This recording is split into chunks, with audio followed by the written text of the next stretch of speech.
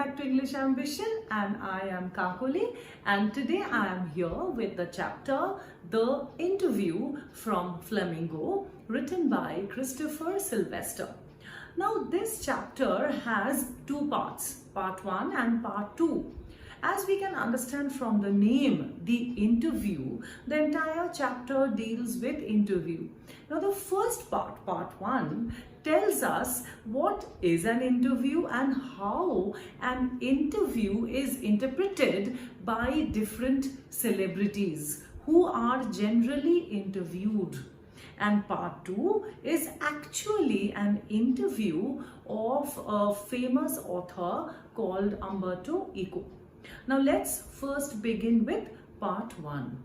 The author says that interviewing is a very old part of journalism. Over the years, it has become very important part of journalism, and it is of primary importance. It is a great form of art. Okay, so it is 130 years old, says the author, and all of us, like the common men, have read or seen interviews either on television or read in newspaper. So we all love to read or see interview of famous person. But on the other hand, what is the opinion of those people, the celebrities who are interviewed? Are they also very fond of giving interviews? What is their opinion? Let's see. Now the author says that some of these celebrities or authors, basically over here, he talks about famous authors, and he says that most of these authors do not like to be interviewed. So now children, we will have a name of famous authors and what is their opinion on being interviewed, and this can be an important question.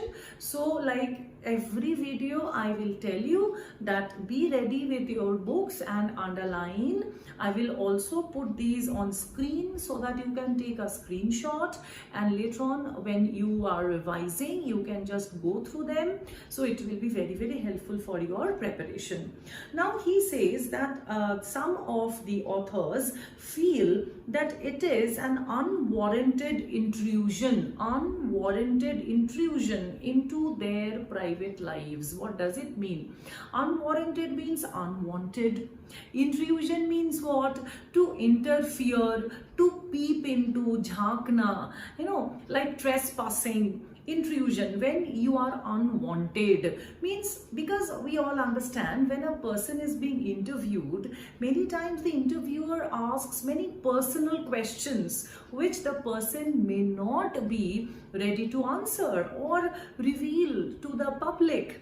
Okay, about the past life, about the private life, maybe how he failed sometime, how was his marriage, what happened in the past life. So every time, whether he is a famous actor or writer or whoever he is, a politician, every part of their life they may not want to reveal in public. But the interviewer can ask such questions. So these people feel that it is an unwanted intrusion, an unwanted peeping into their life. So many times these people do not like to be interviewed. Okay. Now we find that famous author V.S. Naipaul, what does he say? He says that it feels that some people are wounded by interviews and lose a part of themselves. These, you have to remember, Naipaul says interviewing or giving an interview means you are losing a part of yourself. Means nothing is a private in you, nothing is a secret in you. You give it out in public. Everybody comes to know about that part of your life which you otherwise may not have disclosed. Okay, next, Lewis Carroll, the author of Alice in Wonderland, most of you must have heard of it, says it is just a horror, to be interviewed. Just horror of the interviewer. He said, it's a horror. I never like to be interviewed. Okay, now, and it is continued over here. that it was his horror of being lionized. What is the meaning of lionized? You know, as if somebody is keeping you in a cage and everybody is watching you. Suppose you are giving an interview in the television. You cannot run away. You are sitting over there and everybody is watching you. Whatever question is hurled at you by the interviewer, whether you like it, you don't like it, it is embarrassing, it is about your private life, or it is about some issue which you do not want to reveal, you have to answer. So you feel that as if you are trapped somewhere and everybody is watching you or listening at you. So it can be pretty embarrassing, and sometimes you don't like it because the same thing, it is an unwarranted intrusion into your life. So please remember these phrases: unwarranted intrusion. You can really use it when you are talking in this about this question, that how do the celebrities think interview is off, like what is their opinion of interview. You can definitely use this term. Now next, who is saying, it is Rudyard Kipling. Rudyard Kipling also never wanted to be interviewed, and he said that it is immoral to interview somebody and it is a crime. Means more or less all these people whom the author is quoting over here were against giving interview, all these authors. Okay, next, a very important line which can very well come in your question is, it is told by Saul Bellow. He had said that it is like a thumbprint on the windpipe. Windpipe is here. Thumbprint on the windpipe. What does it mean? Means interviewing can be very suffocating. Sometimes the interviewer asks such question, you feel they are stifling you, thwarting you, or suffocating you. So a thumbprint on the windpipe, a very important question. Who said that? Saul Bellow. That means it can be very suffocating or stifling to answer such question. Why? Because the same thing I told you, you may not want to reveal such things to the people, to the world, and interviewers deliberately many times ask such questions because then only their interview will be interesting. If we ask the questions that everybody knows, then the interview need not be very interesting. When you give some extra piece of information which the others did not know till now, then only the interview will be interesting. So they deliberately ask such questions which may not be liked by the person who is giving the interview. However, the author says, though these are the opinions of the celebrities, of the authors who are the interviewee. Interviewee, I think we understand. Interviewer is the person who's taking the interview, and the person who's giving means the person who's the celebrity, actor, politician, writer. He's an interviewee. So interviewee may not like, however, it is definitely a very important medium of understanding or getting a knowledge or information about our contemporary people. So if you see the last part of page 69, the author says, yet despite all these drawbacks of the interview is no doubt a supremely serviceable medium. Okay, very useful medium. These days, it more than any other time, the most vivid impression of our contemporaries, vivid impression about our contemporaries. Contemporaries we know, जो हमारे साथ अभी है, the people who are living in the same time frame, to know about the people, the famous people who are alive with us at this present part of time, to know about them. What is an important medium or tool?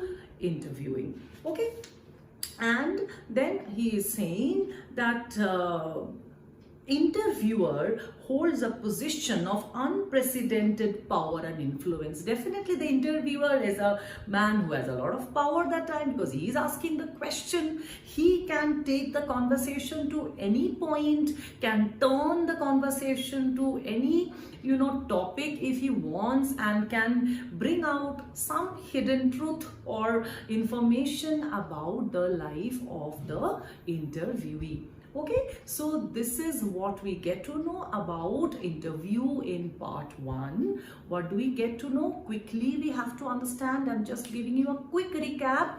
The author says that interviewing is something very important art as far as journalism is concerned. It is 130-year-old kind of practice. However, we love to see interviews, but the people who are interviewed may not have the same opinion.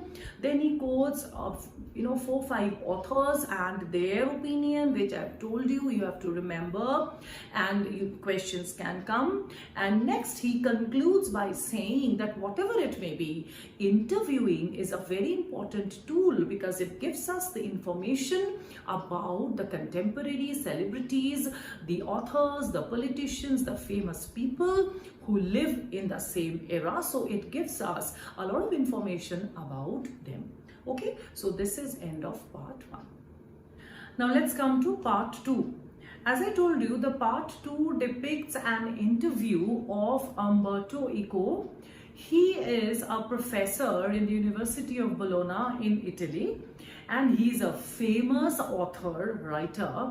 He has written a huge quantity of things, like ranging from philosophical articles, newspaper articles, essays, children's book, and he rose to fame, and he became very popular after writing a novel called The Name of the Rose. Okay, and he is here being interviewed by Mukund Padmanabhan, and he is a reporter from the Hindu. Now the first question that he asks, that is Mukund Padmanabhan asks, that how is it possible that one man can write so much, and that too all different types of things, philosophical articles, and a very important thing, he wrote a lot of things on semiotics. What is semiotic? The sign, it is a science of sign. So he wrote a lot of things on signs, the study of signs, that is called semiotics. And as I told you, philosophical articles, children's books, fictional, non-fictional. So he says, how is it possible that you could manage to write on varied topics and different genre of literature? Now he says that, see, for me it is all the same. All the same means, the interviewer says, what do you mean that? How is it all same? He says that I believe in whatever I am writing, I pass on some philosophies, some values that I cherish, that I want to convey through whatever I am writing. Even if I'm writing a children's book or stories, then also I want to convey about peace and non-violence. If it is about a story or a novel for adults or for the general people, then also I want to do that. So whatever I am writing, my message, or maybe for newspapers also, articles, my message that I want to convey is same. This is his one way of saying that whatever I do, something is very common, the message that I want to convey. Next thing is very interesting. He says that I use the empty space that is there in our lives, and he terms it as interstice. See page 71, children, it is here, interstice. Now this can be a very important question, so please mark it. Like interstice can be a question separately for 2 marks, or else a very important question can be that how did Umberto Eco managed to write on varied topics. What was his justification? So you have to say two things. Number one, he said that in whatever he wrote, he wanted to convey something philosophical. So in all types of things that he wrote, he wanted to convey his message, that peace and non-violence. This is point number one. So he thought it was easy. And number two, he says, I use the empty space or interstice. Now I'm coming to the meaning of that. What is the meaning of empty space or interstice? He says, I use all the times that is there which generally others waste. Like suppose I am waiting for somebody to come to me. I'm waiting in the lift, okay, or outside the lift. Somebody is coming to me. In those 1 minute or 2 minutes or 3 minutes, an idea, I don't stay idle. I think of something, and there is an idea that comes to me. An idea of an essay comes to my mind, and I chalk it out also. So later on when I sit, I can quickly write down.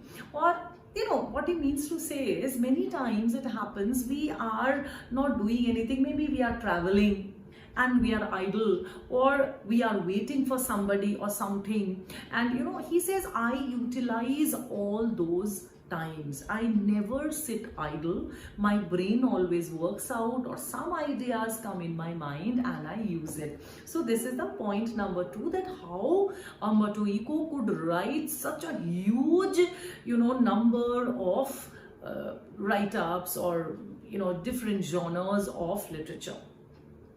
Next, what the interviewer Mukund asks is that there is something very unique about even your non-fictional writing. As I told you, he has written a lot of essays, literature on semiotics. So he says there is something very unique. Generally, when it is non-fictional, people write it in a little dry, uninteresting manner. But your writing, the non-fictional, also has a little narrative style. It is very informal, personal, storytelling style. How do you manage to do so? Was it from the beginning, or you have developed? Now Umberto Eco says that no, it was from the very beginning. When at the age of 22, I first gave my dissertation for research. Dissertation is when somebody is doing a doctorate. Doctorate, we know, PhD, doctorate, research. They have to submit a dissertation. It's called a thesis, kind of a summary of what you want to project. So he said that time only I wrote in a little personal storytelling manner, instead of making it very, very didactic, or didactic means thoda sa preach karna types, वैसे नहीं लिखा था. I wrote it in a very personal way, in a storytelling manner, narrative, and my professor appreciated it a lot.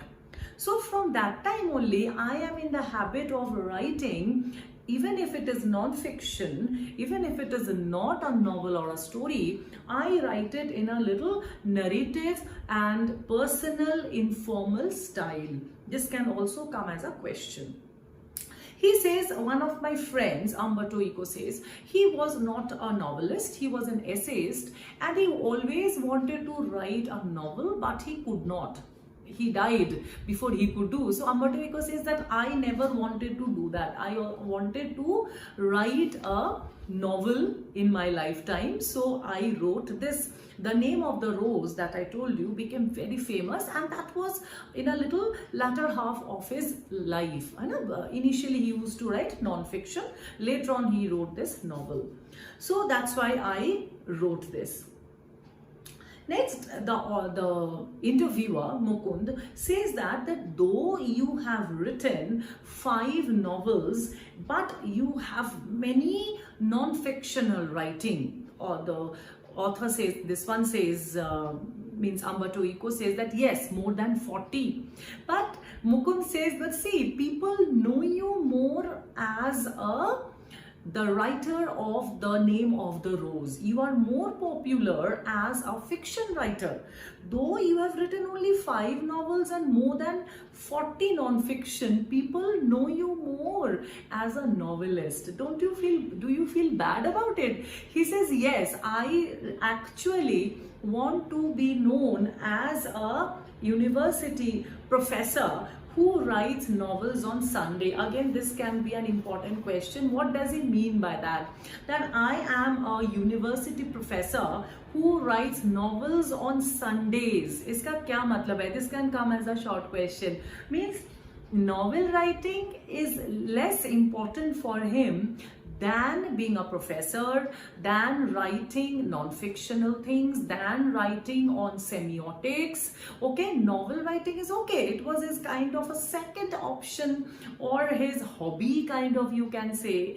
But he doesn't want to be known as a novelist only. He wants to be known as a writer on varied genres or subjects. Okay, so he says that it is just a hobby, and that's why I participate in academic conferences and not in the pen clubs and meetings. Okay, I go to academic conferences where the scholars go, where the professors go. I don't only go to the novelists club. I go to these meetings and conferences of the scholars and the professors as well, because I identify myself with the academic community. He says, I want to be known or attached with the academic world and not only as a novelist. Okay, these small little things, children, can come as question. Okay, what did he want to be recognized as a novelist or as an academician? He says, as a scholar, as an academician, I want to be known as more. Now he says next, Mukund says that this book that shot him to fame, The Name of the Rose, it is a very intense kind of a novel. Okay, it is a novel that is detective also. You know, detective, we all know the meaning. It has some strains of metaphysics, of theology. Theology is what? God and goddesses. Okay, and medieval history. So it is a very intense novel. It is not easy, but yet it became so famous. It became so popular, and 10 million copies are sold. 10 million copies have been sold. So what is the secret behind this? Isn't it surprising? He says, Umberto Eco says, no, it is not surprising at all. It may be surprising for interviewers, for journalists, or for the publishers, because they feel we can give only cheap quality novels and then only people will read. He says it's not that. There are millions of people who are waiting for good, serious, intense, intellectually high stuff. If you give them, they will definitely read. And this is very, very obvious, children. We see different types of movies, different types of television serials, different type of articles in the newspaper.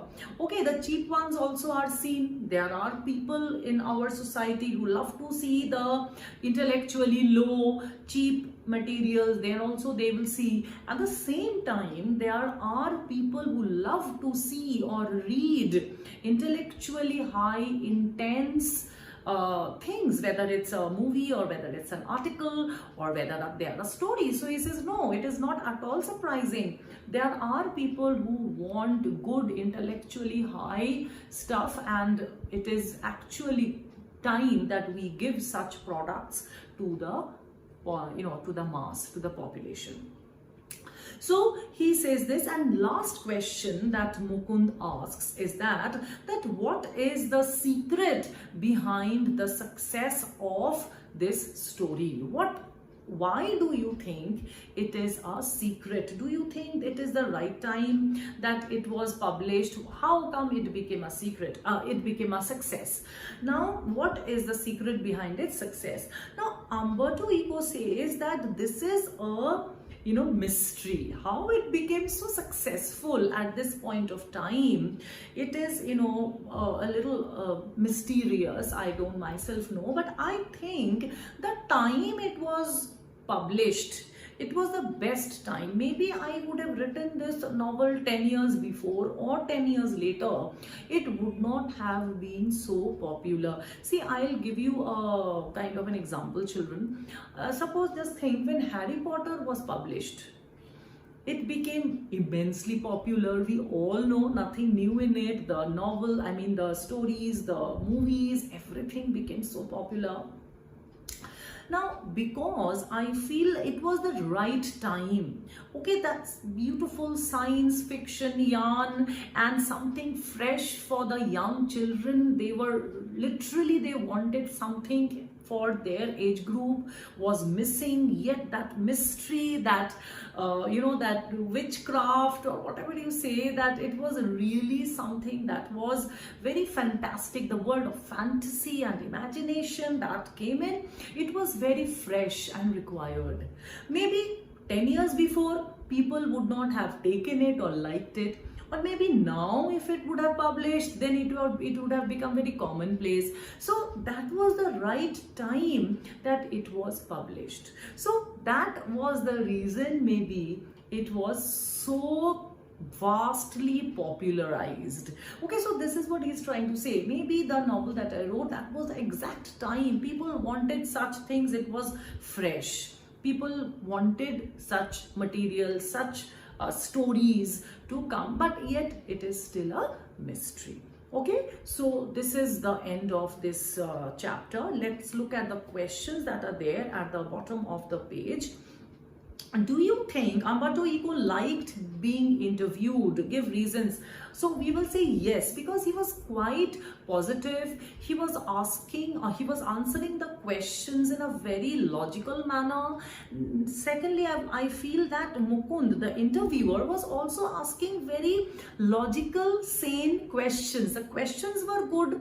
If the questions are good, nothing personal, then obviously the interviewee would also love to answer the question. So he was very, very positive, logical, and he answers all the questions that are asked by the interviewer, and interviewer was also good. He asked good questions.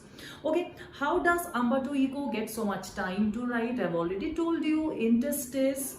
What was distinctive about Umberto Eco's academic writing style? I've told you it was narrative, it was storytelling, it was personal attributes were added to it. So that was the reason. What is the reason for the huge success of the novel? That also I discussed just now. The time it was published, that maybe was the best time for such a novel. People wanted such material to be read. Okay, so that is very important. So with this, we come to the end of the chapter. I hope you have liked it, and believe me, if you go to the entire video and if you have underlined whatever I've told you, nothing beyond what I have taught you can come in your examinations. So keep on watching my channel. Please subscribe it if you have not yet done so, and please share it with your friends. I really want maximum number of students to be benefited by this channel. Thank you and happy viewing.